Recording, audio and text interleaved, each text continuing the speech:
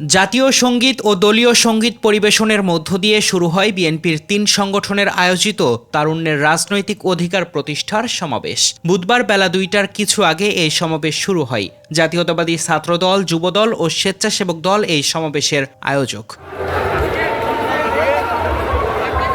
তাদের দাবি, সমাবেশে ঢাকা, সিলেট, ফরিদপুর ও ময়মনসিংহ থেকে প্রায় ১৫ লাখ তরুণ জমায়েত হয়েছে।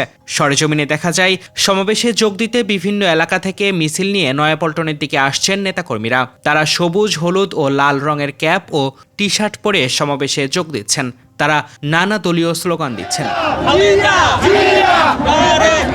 তারুণ্যের সমাবেশে ভার্চুয়ালি যুক্ত হয়ে তারেক রহমান বলেন, দিল্লি নয়, পিন্ডি নয়, নয় অন্য কোনো দেশ, সবার আগে বাংলাদেশ।